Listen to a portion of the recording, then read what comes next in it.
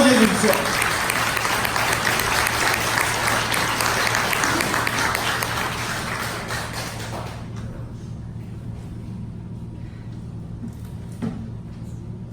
여러분 안녕하십니까.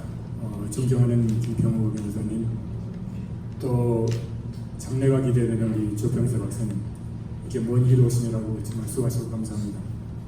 그리고 이렇게 어려운 걸음해 주신 여러분 감사하고, 이런 자리를 마련해 주신 애국포럼 여러분께 감사를 드립니다. 아프리카에서 원숭이를 잡을 때 원숭이가 잘 다니는 그 길목에다가 구덩이를 파거나 아니면 항아리 같은 거를 놓고서 원숭이가 좋아하는 먹을 것을 집어넣는다고 합니다. 그럼 원숭이가 그 먹을 것을 꺼내기 위해서 구덩이에다 손을 집어넣는데, 그 구덩이에 손을 집어넣고 먹을 것을 쥐고 꺼내려고 그러면은 구덩이나 그 항아리 입구가 너무 좋아서 먹을 것을 쥐고는 뽑을 수가 없습니다. 그때 사냥꾼이 밧줄을 들고 가까이 간다고 합니다. 근데 원숭이는 동물들 가운데 가장 영리한 동물인데, 자기가 움켜쥐고 있는 그 먹을 것 때문에 거기에 집착해서 주먹을 놓지를 않습니다. 그래서 사냥꾼이 결국 그 밧줄을 걸 때까지 발버둥을 치다가 결국은 원숭이 목에 밧줄이 걸립니다. 우리 인간의 속성 가운데, 인간들 가운데도 이런 속성을 가졌거나 아니면 이런 생각의 습관을 가졌거나 이런 머리 구조를 가진 사람이 있습니다. 죽어도 단념하지 않는 사람이 있고 죽어도 포기하지 않는 사람이 있습니다. 이것은 어떤 면에서 강점이 될 수가 있습니다. 그런데 어떤 결정적인 시기에 치명적인 결함이 될 수가 있습니다.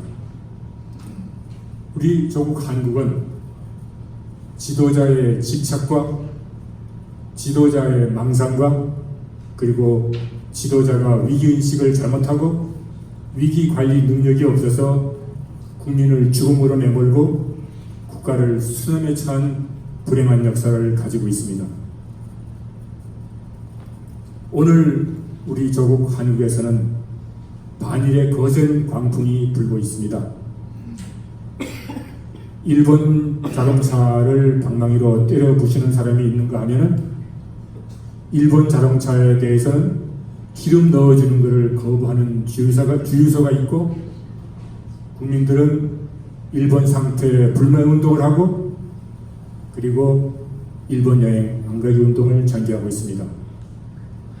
그리고 집권 여당에서는 안중근 의사가 손가락을 잘라서 혈서로 쓴 독립이라는 글자, 그리고 안중근 의사의 피 묻은 손바닥 지문 도장을 크게 확대해서 당사 벽에다 걸고 제2독립운동, 의병운동을 선동하고 있습니다.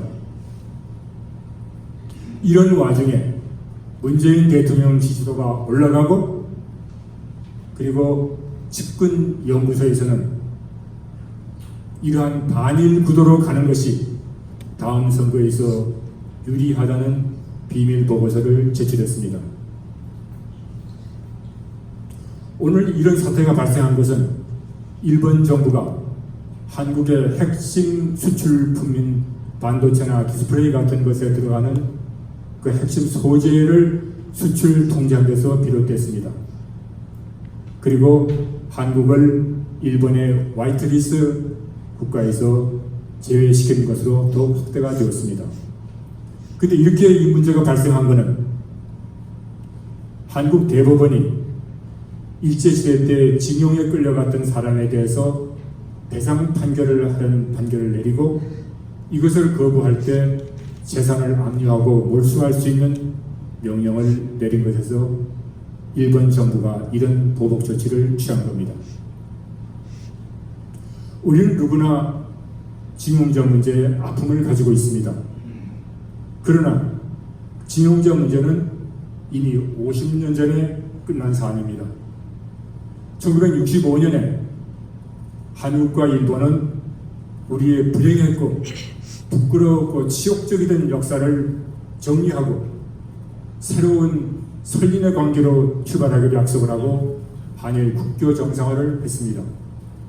그 대가로 일본은 한국에 대해서 8억 불의 청구권 자금을 제공했습니다. 그것이 한국 경제 발전의 주춧돌이 되었습니다.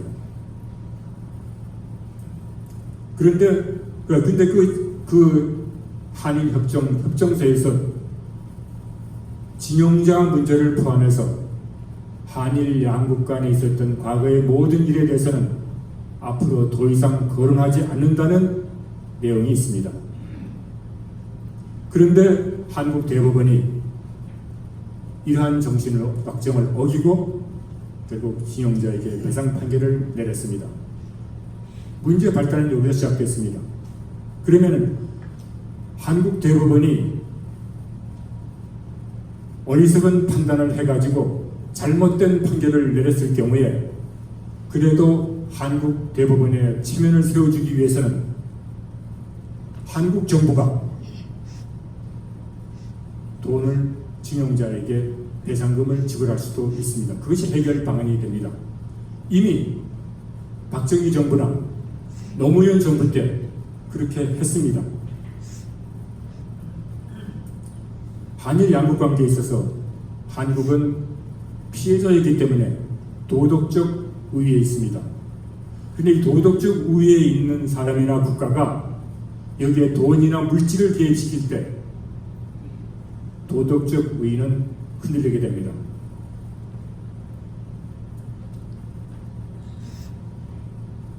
우리는 약속을 했으면 개인이든 국가든 약속을 지키는 것이 우리의 품위이고 신의이고 시민의식입니다. 얼마 전 문재인 대통령의 비서실장인 노영민이 한국 대법원 판결이 있기 전에 일본 정부가 취할 조처를 예상해서 한국의 기업들과 정보를 공유했다는 말을 했습니다.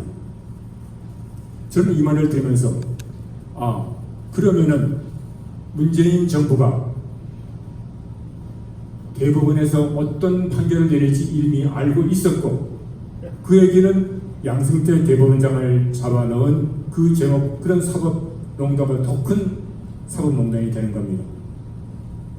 그리고 문재인 정부가 일본이 이런 조치를 취할 줄 예상하고 기업들과 상의를 했다고 그러면 일본이 이런 조치를 취할지 미리 알고 있었다는 얘기입니다.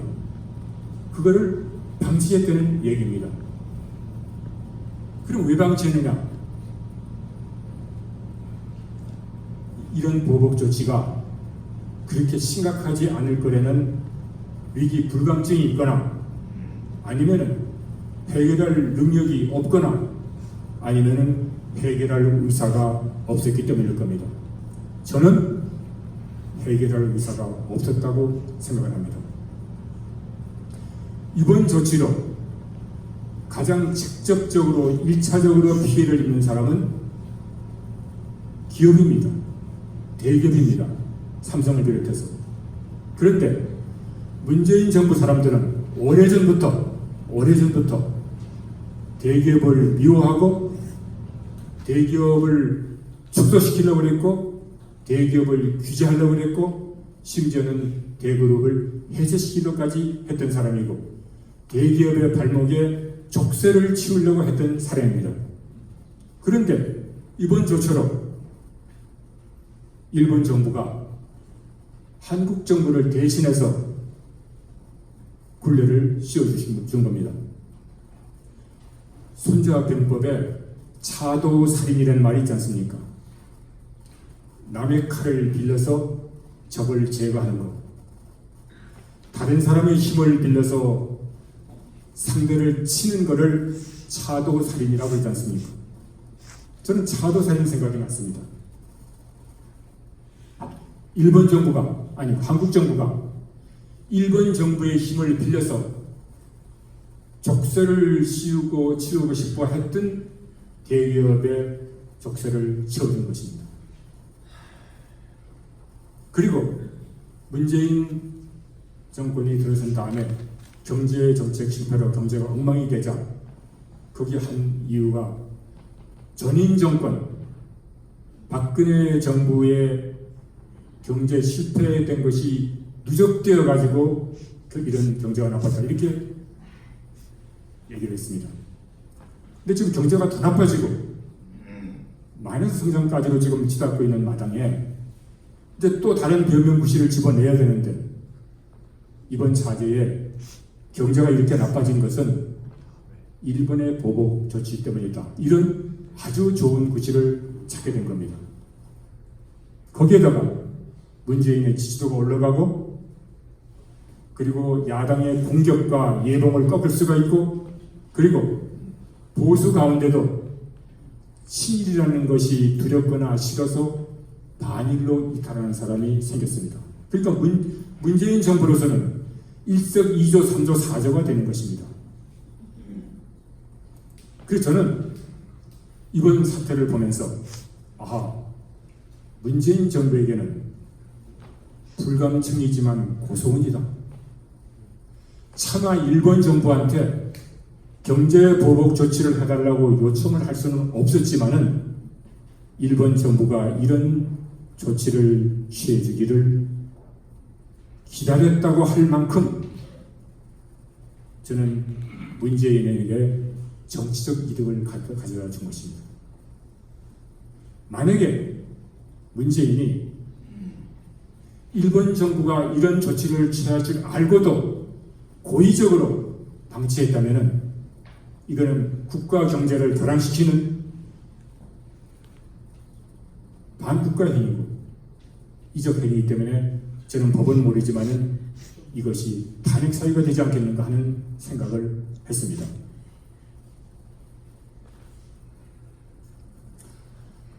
일본 정부가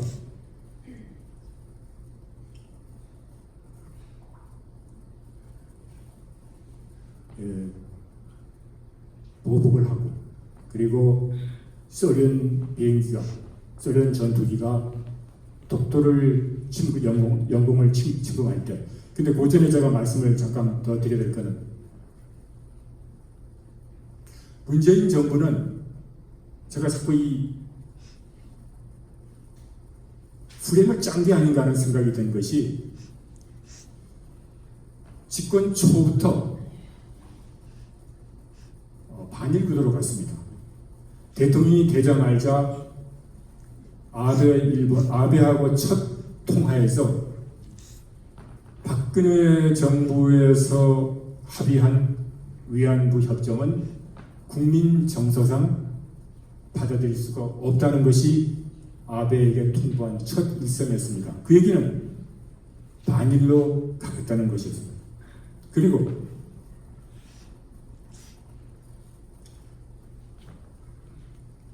대통령이 되자마자 대한민국 정부 수립일을 1948년 8월 15일에서 상해 임시정부 수립인 1919년 4월로 바꾸려고 했습니다. 그런데 어느 날 갑자기 대한민국 건국 논쟁을 아무런 이유 없이 문재인 대통령이 먼저 자기가 얘기를 해놓고서 이 얘기를 적어버렸습니다. 그 과정을 짚어보면 그 시기가 문재인 대통령이 김정은을 만난 그 다음 정상회담을 한 다음부터였습니다. 상해 임시정부가 1919년에 수립이 되면은 북한 정권은 불법 정권이 되는 겁니다. 왜 그런가? 북한 정권은 상해 임시정부를 인정하지 않았습니다. 상해 임시정부는 매국노들이 모여가지고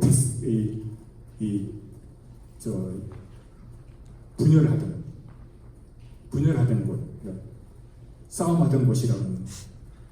그것이 이 북한의 시각이고, 그리고 임시정부가 있게 된 3.1운동도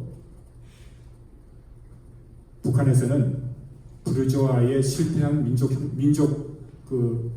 운동이라고, 실패한 운동이라고 평가하고 있습니다. 그래서 아마 문재인이 김정은한테 이런 설명을 들었을 것 같은, 아마 들었을 겁니다. 결국 아무 이유 없이 건국 논쟁을 접었습니다. 그 다음에 문재인이 꺼낸 얘기가 빨갱이 논쟁이었습니다. 빨갱이는 친일의 잔재고 김원봉이 국군의 뿌리라는 얘기를 했습니다. 저는 이 얘기를 처음 들었을 때 빨갱이 색깔을 물타기 하고, 그리고 빨갱이를 복권시키려고 하는구나 하는 생각을 했습니다. 그런데 지나고 보니까 거기에 또 다른 목적이 있었던 것 같습니다. 빨갱이 색깔을 아예 바꾸려고 했던 그런 시도를 했다는 생각이 듭니다.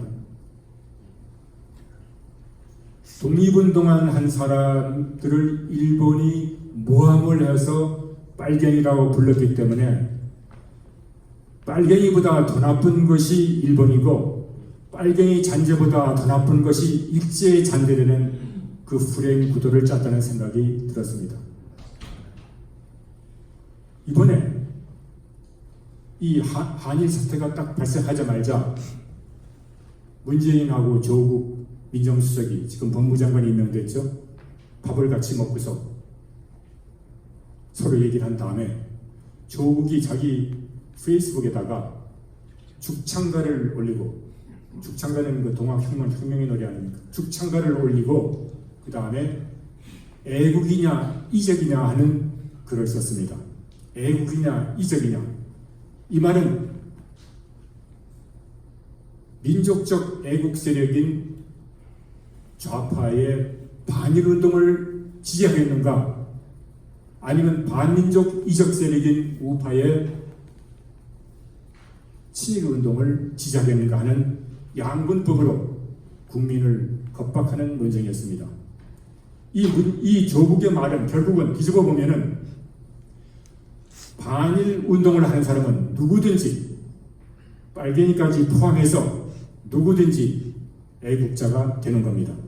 그리고 그것을 비판하면은 누구든지 이적이 되는 것입니다. 그러니까 빨갱이한테 애국 색깔을 칠해주고 그를 비판하는 사람한테 이적 색깔